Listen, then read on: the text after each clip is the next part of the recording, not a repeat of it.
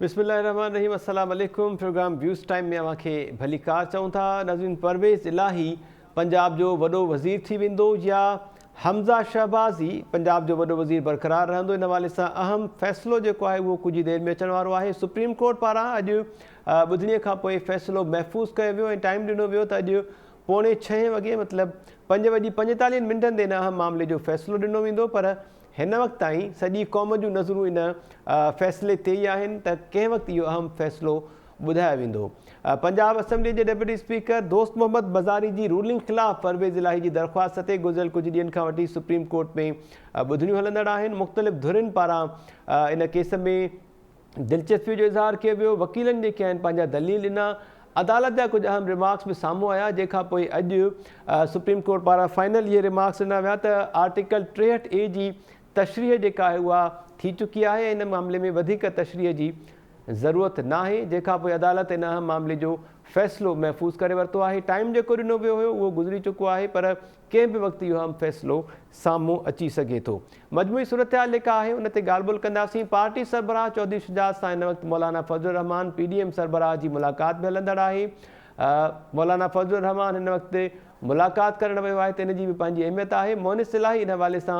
जेको supreme court में मौजूदु आहे, सुप्रीम कोर्ट ॿाहिरां मीडिया सां हुन ॻाल्हि ॿोल कई आहे। संदसि चवणु आहे त ख़बर न आहे त मौलाना फज़लुर रहमान हिन वक़्तु चौधरी शुजात खां कहिड़ो मुतालबो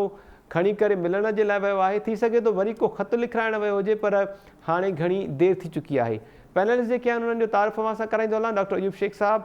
डॉक्टर रफ़ीक अहमद चांडियो साहब, इदरीस लिगारी साहब ऐं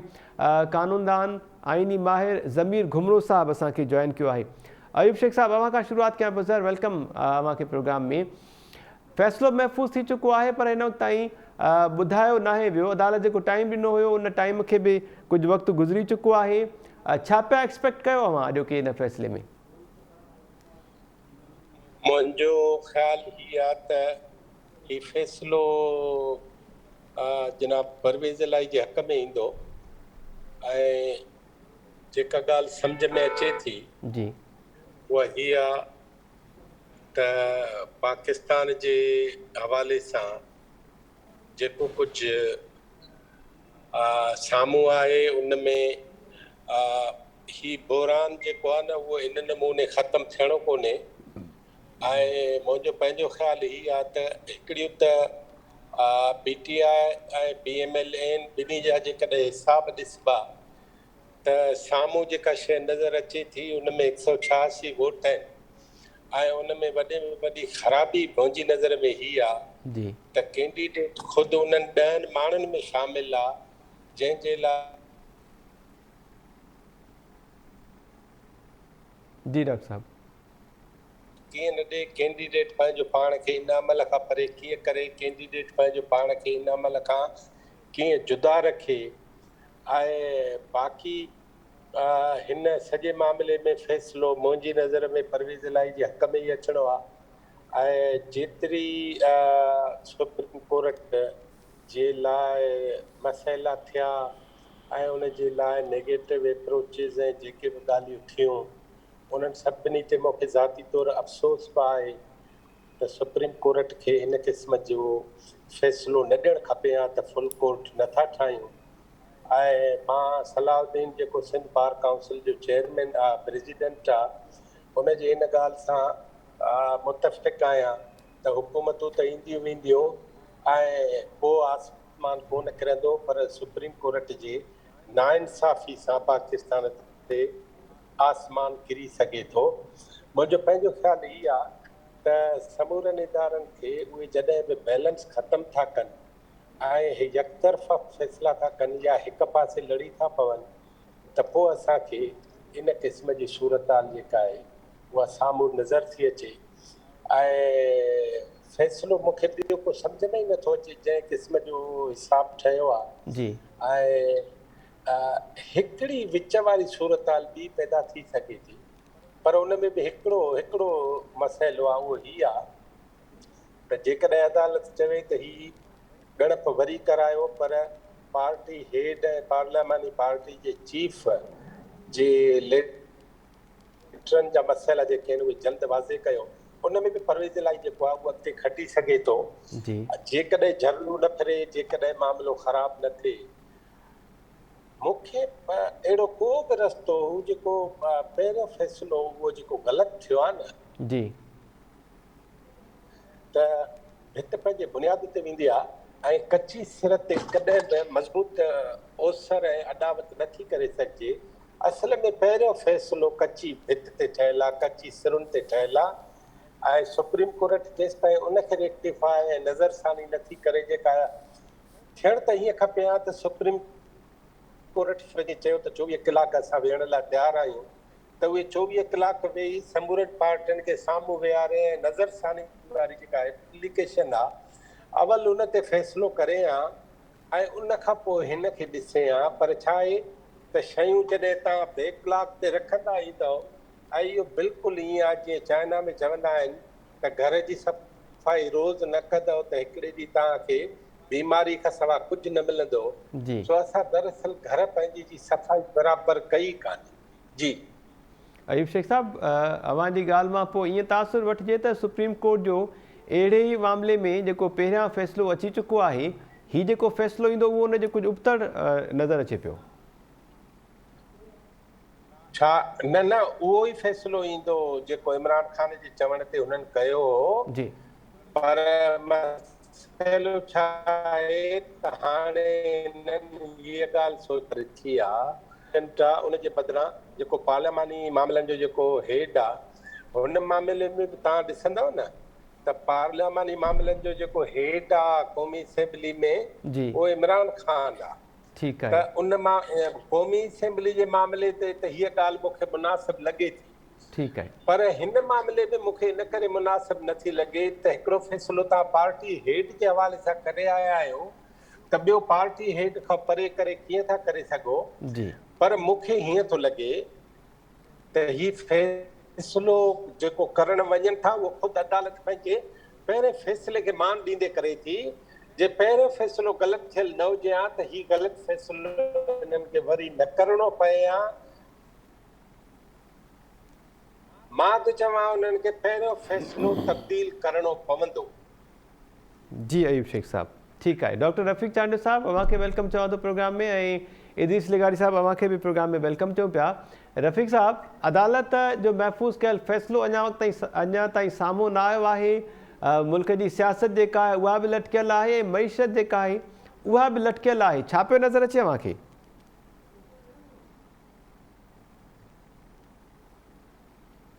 डॉक्टर रफ़ीक अहमद चांडू साहब।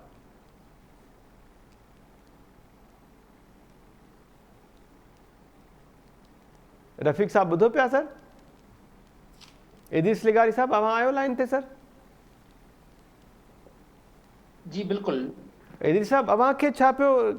लॻे सुप्रीम कोर्ट जो फ़ैसिलो जेको महफ़ूज़ कयो वियो हो उहो हिन वक़्त ताईं न आयो आहे? हमज़ा शहबाज़ जो मुस्तक़बिल छा थींदो? छा परवेज़ इलाही खे वॾो वज़ीर थींदे ॾिसो पिया पंजाब जो?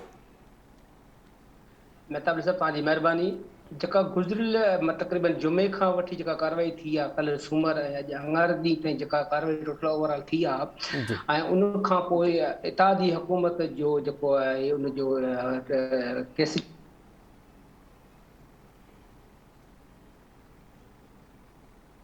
जी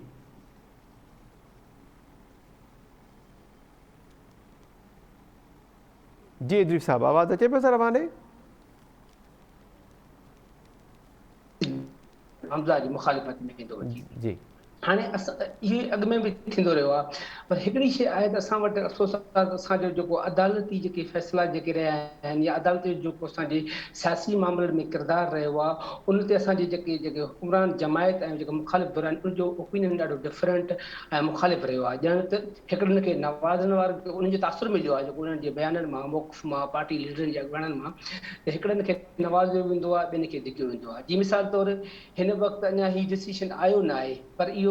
माना तासुर ॼण जुड़ी चुको आहे हुकूमत इतादी धुर तरफ़ां। जीअं राति मौलाना फज़लुर रहमान राति देर सां जेका प्रेस कॉन्फ्रेंस कई, बिलावल भुट्टो साहब ऐं शाहिद खाकान अब्बासी साहब, उन मां इहो वाज़ह लॻी रहियो इहो फ़ैसिलो असांजे ख़िलाफ़ु वञे पियो। ईअं असां वरी तारीख़ में ॾिसूं था त माना बेनज़ीर साहिबा जो फ़ैसिलो जेको जंहिंमें बेनज़ीर साहिबा ईअं वञी कोर्टनि जे हवाले सां चयो हुयो त लाड़काणे ऐं लाहौर में वॾो फ़र्क़ु पियो वञे, सिंध ऐं लाहौर पंजाब में वॾो फ़र्क़ु पियो वञे। खपे। वरी असां ॾिठोसीं त जेको सो नवाज़ शरीफ़ जे दौर में बि जेको इन्हनि जो तमामु जस्टिस सजादरी शाह जो चीफ जस्टिस ऑफ पाकिस्तान हुयो 1993 94 50 93 में उन दौरान उन खां पोइ बि जेको सो मुशाहिद हुसैन ऐं ॿियनि जेके आहिनि उहे तारिक अज़ीज़ ॿियनि गाॾियूं भरे जेके सुप्रीम कोर्ट ते आया हुआ, जेके सुप्रीम कोर्ट ते हिकु हमलो तसवर कयो वियो हुयो। वरी असां अॻिते अचूं था जेको सो 2008 खां पोइ वारी हुकूमत ठही जॾहिं यूसुफ रज़ा गिलानी घर भेड़ो थियो ऐं रिसेंटली कंहिं इंटरव्यू में यूसुफ रज़ा गिलानी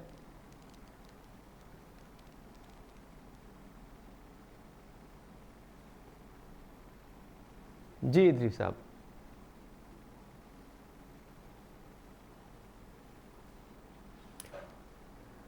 नाज़रीन, ये आइनी ऐं क़ानूनी मामिलो आहे, इन ते कोशिशि कंदासीं त ज़मीर घुमरो साहब सां बि कनेक्ट थियूं ऐं जी इदरीस साहब घर भेड़ो कयो वियो अची ऐं इन खां पोइ असां ॾिसूं था आहिस्ते आहिस्ते जेको अदालतनि जो किरदारु जेको आयो आहे उनखे मुखालिफ़ जेका पार्टी जेका विक्टिम थी आहे उन चयो आहे त इहो सियासी फ़ैसिलो आहे, सियासी बुनियादनि ते कयो वियो आहे ऐं जजनि ते सख़्तु एतिराज़ कया आहिनि। मुंहिंजे ख़्याल में पाकिस्तान जी तारीख़ में इहो हिकु अफ़सोस आहे त ॾिसो जीअं मतिलबु हिकिड़ो फ़ैसिलो अञा बि रहियो पिया सेनेट वारो। सेनेट में जॾहिं ज़फ़र अली शाह जेके आहिनि 7 वोट ख़ारिज करे छॾिया ऐं उन जो जेको चऊं त रूलिंग खे चैलेंज न कयो, उहो फ़ैसिलो अॼु बि न आयो आहे। तंहिंजे करे मुंहिंजे ख़्याल में असांजे अदालतनि खे जेको विच में बि जज साहब चीफ जस्टिस साहब 2-3 दफ़ा चयो हुयो त सियासी मामलनि खे अदालतनि में न खणी अचो त वधीक बहितर आहे, पर तंहिं बावजूदि उहे फ़ैसिला अचनि पिया ऐं असांजा जज साहिबान जेके आहिनि उन ते पंहिंजी राय छा पर फ़ैसिला बि ॾियनि था, किथे इख़्तिलाफ़ आहे किथे मुतफ़िक़ आहिनि, उहे फ़ैसिला अचनि पिया। तंहिंजे करे हीउ मजमूई तौर ते फ़ैसिलो जेको आहे उहो हमज़ा शहबाज जे ख़िलाफ़ पियो वञे, पर हिकिड़ी ॿी शइ ॾाढी डेवलप पई थी गुज़िरियल 2 ॾींहंनि 3 ॾींहंनि खां वठी त हाणे कुझु हल्कनि तरफ़ां अॼु बि चवंदा कुझु सहाफ़ियुनि जी सदर मुमलिकत सां मुलाक़ात थी आहे, कल्ह कुझु तहक़ीक़ी सहाफ़ी सीनियर सहाफ़ी त इहो आहे त हाणे क़ौमी डालाइक जेको आहे मामला उन तरफ़ वञनि पिया। पेशरफ़्त उन हवाले सां थी पई वञे त सभिनी सियासी पार्टियुनि खे गॾाए ऐं को डालाइक कयो वञे ऐं डालाइक जे नतीजे में जेके आहिनि चूंडूं तुर्त कयूं वञनि ऐं को लाहे अमल जोड़ियो वञे ऐं उन डालाइक में जेका अहम एजेंट आहे उहा आहे मैसाक मैशत जे हवाले सां चवनि था त ॻाल्हियूं थियणु खपनि ऐं ॾाढा सीनियर साहब बि जेके आहिनि उन ते तजिया कनि पिया त ॼण इहा सूरत हाल डेवलप पई थिए। त मजमूई तौर ते जेका मुल्क जी सूरत हाल जेका हींअर बीठी आहे ऐं जेको क्राइसिस ॾींहों ॾींहुं वधे पियो, हिकिड़े पासे हुकूमती धुर जेका आहे उहा ॼण सुप्रीम कोर्ट सां ॼण ते जेको तालुकात जेके आहिनि इदारनि सां जेके तालुकात जेके सुठा हुअणु खपनि उहे कशीदा या छिकताण वारी सूरत हाल ॾांहुं वञनि पिया ऐं ॿिए पासे इमरान ख़ान जेको आहे उहो पंहिंजा फ़ाइदा वठी रहियो आहे। तंहिं करे मजमूई तौर ते जेको सिनारियो जुड़े पियो पाकिस्तान में उन मां लॻे हीअं थो त शायदि कुझु वक़्त में को क़ौमी डालाइक ऐं इन खां पोइ वरी का इलेक्शन ऐं मिसाक जमूरियत इन जूं बि हिकिड़ियूं ॻाल्हियूं थी रहियूं आहिनि, ॾिसिजे त ईअं थिए थो या नथो थिए। ठीकु आहे इदरीस लिगारी साहब। अयूब साहब ॿुधो पिया सर? जी जी अयूब साहब, अदालत पारां इहे रिमार्क्स ॾिना विया आहिनि अॼु त असांजो मक़सदु जमहूरियत खे मज़बूत करणु आहे ऐं आइन लागू करणु आहे। सम्झो पिया जहिड़े क़िस्म जो बि फ़ैसिलो ईंदो इन सां जमहूरियत मज़बूत थींदी, वाक़ई में आइन लागू थींदो, ख़ासि तौर ते अहिड़े वक़्तु जॾहिं ॿियूं जेके धुरियूं आहिनि इन अहम मामले में उन्हनि पारां बाइकआउट कयो वियो आहे इन समूरे प्रोसेस जो। असल ॻाल्हि इहा आहे त मुख़्तलिफ़ हंधनि ते मुख़्तलिफ़ ॻाल्हियूं पई थियनि। जी किन माण्हुनि जो ख़्यालु आहे त अॼु जनाब आसिफ अली ज़रदारी जी पंहिंजी सालगिरह आहे ऐं उहा सालगिरह पंहिंजे हुन ॾोहिटे आयान सां गॾु मल्हाइण थो चाहे। जी इहो आहे असांजो घरेलू पासो। ठीकु इन आहे। जो सियासी पासो हीअ आहे त लंडन में अॼु मुख़्तलिफ़ पार्टियुनि जा माण्हू मुख़्तलिफ़ सिफ़ारती माण्हुनि सां मिलनि था ऐं उते कई ॻाल्हियूं जेके आहिनि उहे तइ थींदियूं, उन में अरब मुल्क ख़ासि तौरु शामिल आहिनि। जी हाणे इहा ॻाल्हि ॿुधी आहे असां, पर बाज़ारि त असां रुॻो सालगिरह जी ॻाल्हि ॿुधी आहे। ठीकु आहे। सो के शयूं अहिड़ियूं आहिनि जेके बाज़ारि हूंदियूं आहिनि के ईअं। मिसाल असांखे फौरी तौरु ॿुधायूं त जे पंजाब में इमरान ख़ान साहिब जो पासो मथे चढ़े थो त इमरान ख़ान साहिबु छा कंदो, बिना देरि जे पंजाब जी असेंबली टोड़े ऐं केपी जी असेंबली टोड़े ऐं क़ौमी असेंबली ते दॿाउ विझंदो ऐं पाण पंहिंजा समूरा एमएलए वठी वेंदो त हिननि जेका आहे उहा कई आहे पंहिंजी इस्तीफ़ा ॾिनियूं अथऊं, इहा आया आहिनि तव्हांजे साम्हूं जी ऐं हाणे हिननि जी इस्तीफ़ा मंज़ूरु कयो ऐं उहे जॾहिं सीटूं सभु जो सभु ख़ाली थींदियूं त त पोइ प्रेशर वधंदो ऐं क़ौमी असेंबली जो मामिलो, पोइ मुल्क में हिकिड़ो अहिड़ो अहसासु पैदा थींदो त जनरल इलेक्शन्स थियनि। जनरल इलेक्शन्स अक्टूबर में छो थियनि, जनरल इलेक्शन नवंबर खां अॻु छो थियनि, उनजे लाइ वरी हिकिड़ियूं नयूं कहाणियूं ठहनि। ताज़ी ॻाल्हि हीअ आहे त इमरान ख़ान जेको अॼु फ़ैसिलो कयो आहे जी ऐं पंहिंजे पार्टी वारनि सां वेठो, उन में उन्हनि इहो चयो आहे त जेकॾहिं असांजे हक़ में फ़ैसिलो अचे थो त असां पंजाब सरकार ऐं केपी सरकार ॿई हलाईंदासीं ऐं मुल्क खे वधीक बहिरान मां ॿाहिरि कढी ईंदासीं। इन करे असां सम्झूं था त पंजाब जी जेका सरकार आहे ऐं को नेशनल असेंबली में जेका शहबाज़ शरीफ़ जी सरकार आहे, उन्हनि जा तालुकात त 1999 में बेनज़ीर भुट्टो ऐं नवाज़ शरीफ़ जहिड़ा थी सघनि था, पर मुल्क में हिकिड़ो नओं चैप्टर खुलंदो ऐं उन चैप्टर में थोरो अॻियां हली घणो नुक़सानु जनाब इमरान ख़ान जो इन करे थींदो जो उनजी मजमूई बीहक ऐं मजमूई रवैयो गैर सियासी वधीक आहे ऐं ॿिए जे कुल्हनि ते चढ़ी हलण वारो हुजण जे करे हू आवाम जे कुल्हनि ते कॾहिं बि न चढ़ी सघंदो। पर इहे सभु इन मुख़्तलिफ़ फ़ैसिलनि ते बीठल ॻाल्हियूं। जी मां इहो थो सम्झां, तव्हां हीअं सम्झो त तव्हां हिननि शयुनि ते जेकॾहिं बहस करणु छॾे ॾींदव न, तव्हांखे जेके लखे सिंधी माण्हू ॿुधनि था उन्हनि खे छा ॿुधणु खपे? मुंहिंजो ख़्यालु आहे उन्हनि खे हीअ ॿुधणु खपे, इदरीस जेका ॻाल्हि कई त हिकिड़े क़ौमी डायलॉग जे पासे शयूं वञनि थियूं, उन क़ौमी डायलॉग में सिंध जो डायलॉग छा हो, उन क़ौमी डायलॉग में सिंध किथे बीहंदी, उन क़ौमी डायलॉग में सिंध में अफ़गाननि जो मसइलो किथे बीहंदो, मेरठ जा ॿिया मसइला किथे बीहंदा, NFC जा मसइला कीअं बीहंदा, ऐं जेको हिकिड़ो अणॾिठो अणलखो हिकिड़ो अंदाज़ आहे अहिड़ी तरमीम खे ख़तमु करण जो, उनजे लाइ सिंध जी होमवर्क ऐं तयारी केतिरी आहे, इन क़िस्म जी ॻाल्हियुनि जा हाणे तव्हां बहस शुरू कंदव त ज़ाहिर आहे सिंधी माण्हू पोइ उन नमूने सोचणु शुरू कंदा। जी अॼु तव्हांखे ॿी ॻाल्हि ॿुधायां, बांग्लादेश $4.5 अरब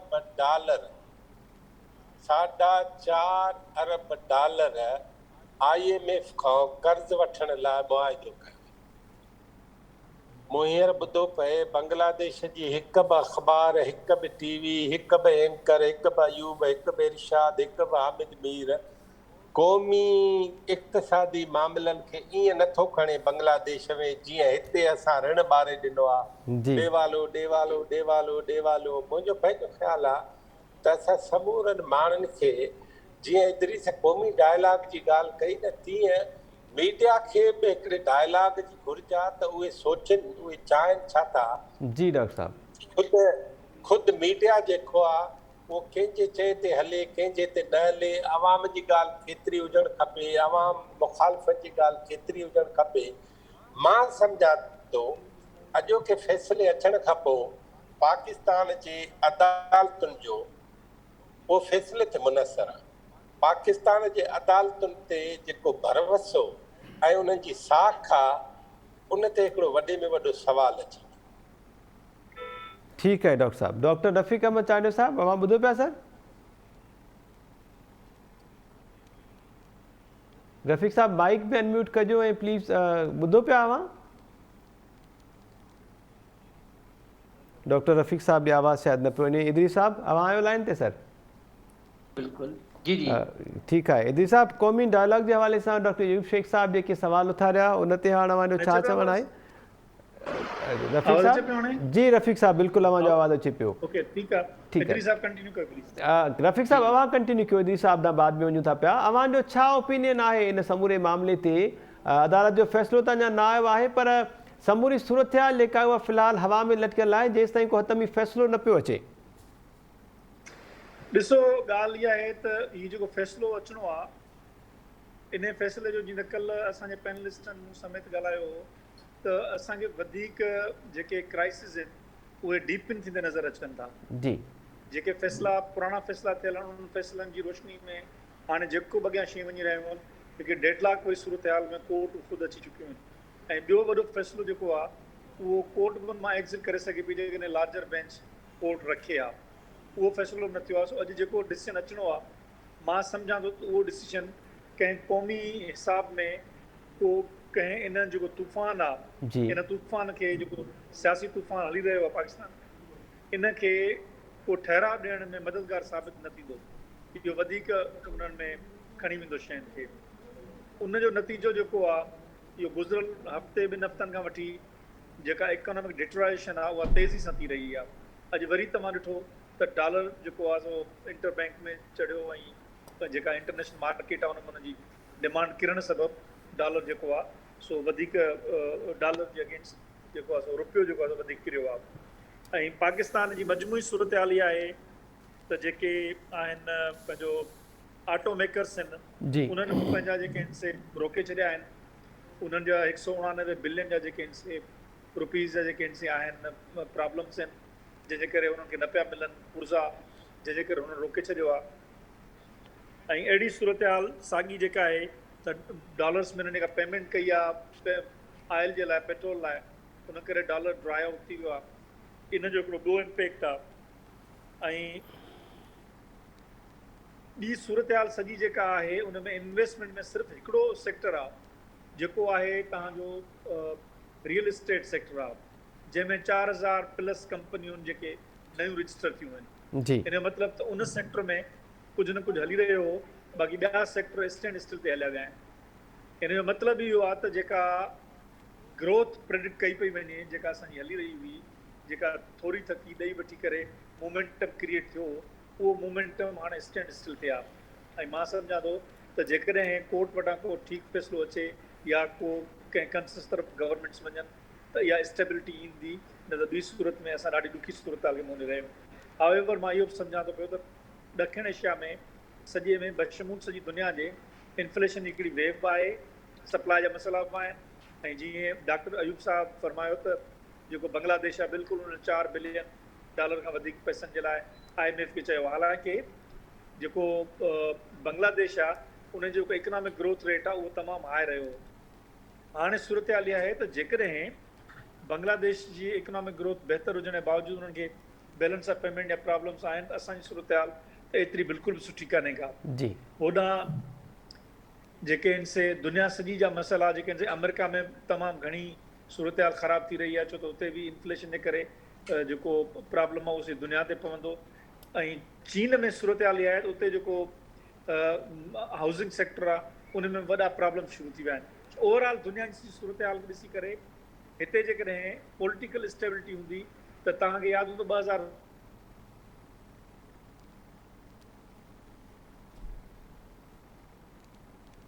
जी रफ़ीक साहब मलेशिया में शुरू थियो उन में पाकिस्तान जी जेका इकोनॉमी आहे उन बहितर नमूने में सर्वाइव कयो छो त कंज़र्वेटिव बैंकिंग सिस्टम हुयो हिन वक़्तु उहा सूरत हाल मूंखे नज़र न पई अचे असांखे डबल एज सूरत हाल आहे पंहिंजी इंटरनल सूरत हाल ख़राबु आहे ऐं ॿी एक्सटर्नल सूरत हाल जेकॾहिं ख़राबु थी त इहे धक ॿ इकोनॉमी झलण जी सूरत हाल न आहे ॾिसजे छा थो थिए जी ठीकु आहे इद्रीस लेगारी साहब मां अचां पियो अदालत पारां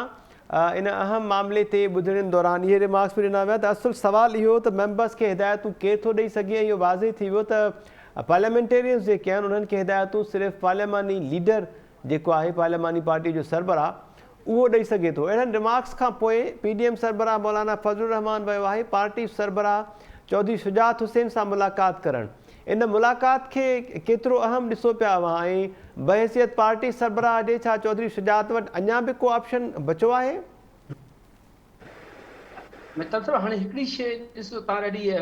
आर्टिकल 63A जे हवाले सां जेका तव्हां ॻाल्हि कई आहे जी उन में त माना जेको पार्लियामानी पार्टी जेको लीडर जेको आहे उनजी केतिरी हैसियत आहे या उहो केतिरी कमांड थी ॾिसो जेको अॻु में 2015 में फ़ैसिलो आयो ऐं हाणे जेको इमरान ख़ान जी फेवर में फ़ैसिलो जेको आयो उन में फ़क़ति डिसीशन इहो हुयो पार्टी हेड जी जेका ॻाल्हि उन वक़्तु सुप्रीम कोर्ट बार जे सदर एहसान बोन ऐं ॿियनि चयो त हिन में फ्लाज़ आहिनि ऐं हिन जो नुक़सानु पवंदो डॉक्टर अयूब शेख साहिबु उहा ॻाल्हि कई जंहिंजो जेको बुनियादु जेको तव्हां कची सिर ते रखंदव त उहा इमारत कहिड़ी थींदी त सुप्रीम कोर्ट जेको उहो डिसीशन ॾिनो हुयो त जेको पार्टी हेड जेको आहे ऐं इलेक्शन कमीशन बि जेको सो उनखे ॾिनो हुयो जिते सलमान अकबर राजा ॿिया सीनियर जेके जज वकील जेके आहिनि सुप्रीम कोर्ट जा तंहिं वक़्त बि चयो पियो त इहो हिकिड़ो फ़ैसिलो जेको आहे इहो वॾो ग़लति फ़ैसिलो हुयो ऐं इन जा वॾा ग़लति असर पवंदा अची उहो असां वरी साॻियो उनखे रिवाइज़ सां ॾिठोसीं उहो पंजाब असेंबली में ॾिठोसीं ऐं उहो ख़त जेको पार्टी हेड जेको उहो हुन लिखियो अची जी हाणे सुवाल हीअ आहे त आर्टिकल A ऐं 3 में जेको अचे पियो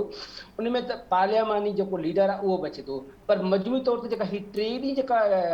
थी आहे, जेका असां जेका सुनवाई कार्रवाई जेका थी अदालत सबूरी जी, उन में ईअं थो लॻे त माना पार्टी हेड जेको आहे उन जो को ख़ासि पार्लियामानी जेका कार्रवाई आहे उन में को ख़ासि उन जो किरदारु को ख़ासि रोल न आहे। उन मुतालिक़ जेके बि हिदायतूं जेके आहिनि उहो फ़क़ति पार्लियामानी लीडर ई ॾेई सघे थो ऐं उहो ई जेको सो उनखे ई अख़्तियार आहे जी ऐं उहो ई करे सघे थो। तंहिंजे करे पार्लियामानी लीडर जेको आहे उहो परवेज़ इलाही आहे ऐं उनखे सभु अख़्तियार हुआ। तंहिंजे करे इहो ख़ुदि जेको कंट्राडिक्शन जेको आहे उहो उन में जेको सो जेको डिसीजन में आहे, ऐं कोन थो चओ आर्टिकल में आहे, तॾहिं चीफ जस्टिस साहिबु चयो न त असांखे तशरी न पर सम्झणो पवंदो। तशरी वाज़े आहे पर तशरी में ख़ुदि बि जेका उहा हिकिड़ी जेके टाइम ते थी 2015 में ऐं उन खां पोइ जेको इमरान ख़ान वारो फ़ैसिलो जेको आयो जंहिंमें 20 जेके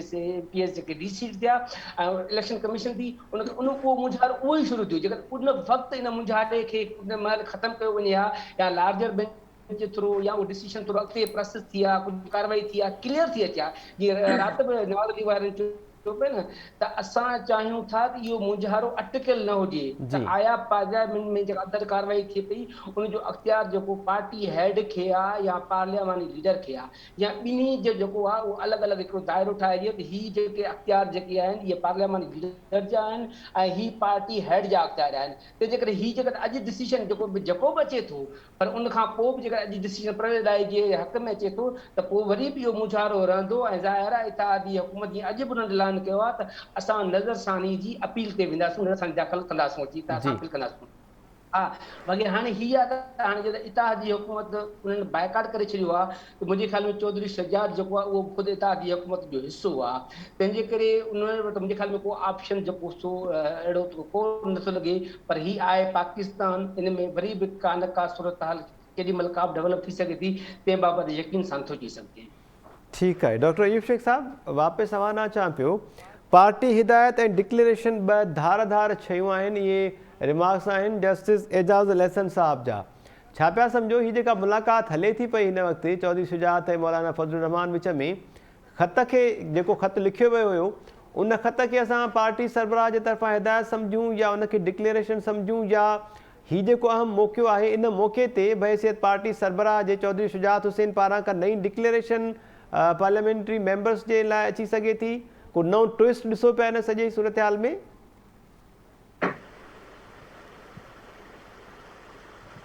अयूब शेख साहब जी, मुंहिंजो ख़्याल आहे त चौधरी साहब जेको आहे उहो तबियत जे हवाले सां हुनजी कर्टसी कॉल बि आहे ऐं हुन में का बि अहिड़ी सियासी ॻाल्हि कान्हे ऐं हुन सां मिलण जे करे हुनजी हैसियत में वधीक इज़ाफ़ो थियो जी ऐं चौधरी साहब चाहींदो त हिन टाइमनि ते मुंहिंजी हैसियत वधे, छो त संसदो हू ॼण त कोर्टुनि जे साम्हूं अचे बीहारियो वियो आहे जी ऐं ॼण त संसदो हेॾी सारी जेका हुकूमत आहे हुनजे साम्हूं अची वियो आहे। हाणे अॻे त सॼो हुननि जो जान हलंदो हो IJI जे ज़माने खां या हुनजे वालिद साहब चौधरी ज़हूर इलाही जे ज़माने खां हुननि जो सॼो हिसाबु हलंदो हो कुल्हनि ते। हाणे उहे कुल्हा जेके आहिनि न उहे लुॾी लुॾी कुल्हनि पंहिंजा बेवस उठनि ॿार छॾे ॾिना आहिनि। हाणे चौधरी साहब चाहे थो त कंहिं बि हवाले सां मुंहिंजो को न को भत घाटो थिए। जी मूंखे हिन में का बि सियासत नज़र नथी अचे, का बि वॾी ॻाल्हि नज़र नथी अचे,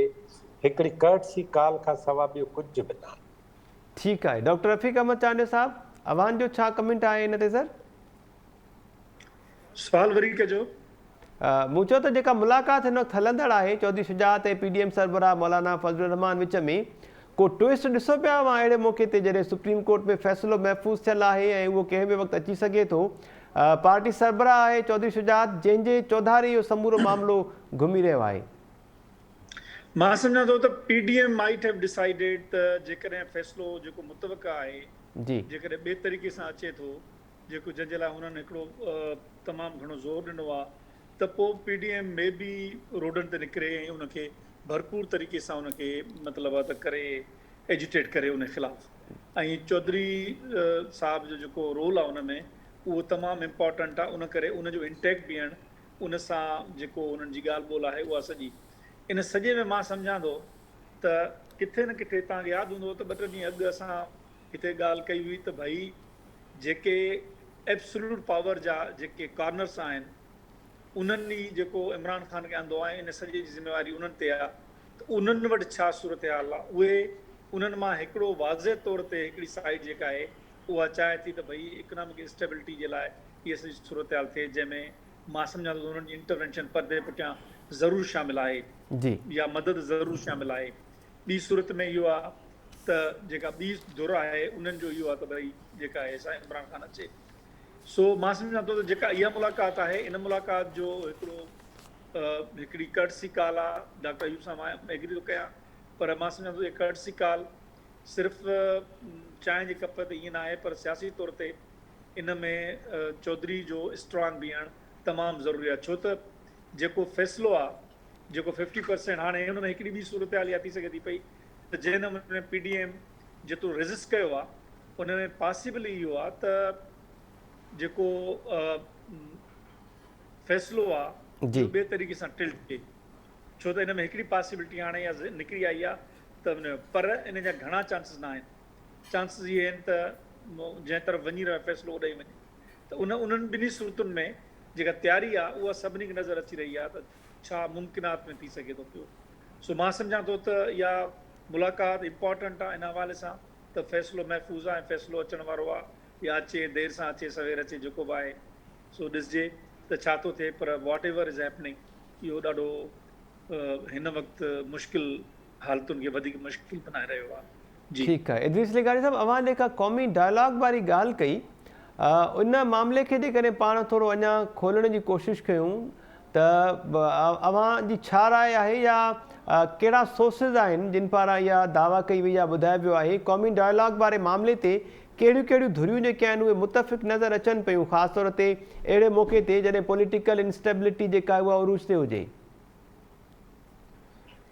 हिकिड़ो जेको पहिरियों अचे पियो त जेको सेकंड लीडरशिप जेको आहे त मामला ॻाल्हियूं जेके आहिनि क़ौमी डायलॉग जेको आहे उहो सेकंड लीडरशिप जी सतह ते शुरू कजे जी ऐं पोइ उहा शेयरिंग जेका आहे मर्कज़ी क़यादत सां कजे या मर्कज़ी हेड सां उहा कजे। पर उनखां बि जेको तव्हां पहिरीं ॾाढो सवाल इंट्रस्टिंग कयो हुयो त जेको भला क़ौमी डायलॉग में सिंध ऐं ओवरऑल पाकिस्तान जी छा पोज़ीशन थींदी ॾाढो इंट्रस्टिंग।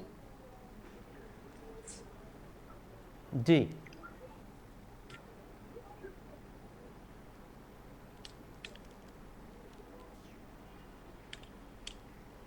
इद्रीस साहब अवां जो आवाज़ कटिजे पियो सर। ठीकु आहे नाज़रीन मजमूई जेका सूरत हाल आहे ख़ासि तौर ते सुप्रीम कोर्ट पारां महफ़ूज़ कयल फ़ैसिलो ॿुधाइण जे लाइ 5:45 मिंटनि जो टाइम ॾिनो वियो। उहो फ़ैसिलो हिन वक़्त ताईं न आयो आहे। हमज़ा शहबाज़ जी क़िस्मत जो फ़ैसिलो थियणो आहे ऐं सुवाल इहो पैदा थियो त छा परवेज़ इलाही पंजाब जो वॾो वज़ीर थींदो। इन हवाले सां धुरियुनि पारां पंहिंजो लाहेअमल जेको आहे उहो बि तरतीब ॾिनो वियो आहे। सुप्रीम कोर्ट इस्लामाबाद में हिन वक़्तु मुख़्तलिफ़ पॉलिटिकल पार्टीज़ जा अॻवान जेके आहिनि उहे इहो फ़ैसिलो ॿुधण जे लाइ मौजूदु आहिनि। पैनलिस्ट जेके आहिनि उन्हनि जी मजमूई राय इहा आहे त मौजूदा जेका सूरत हाल आहे मुल्क खे धुबण मां कढण जे लाइ क़ौमी डायलॉग जेको आहे उन जी तमामु घणी ज़रूरत आहे। इन मामले ते असां कोशिशि कई त आइनी माहिर ज़मीर घुमरो साहब सां बि राब्तो थी सघे कुझु जेके आइनी क़ानूनी सवाल हुआ उहे उन्हनि खां पुछी सघूं हा पर ईंदड़ प्रोग्राम ते ॾींदा इजाज़त। अल्लाह निगहबान।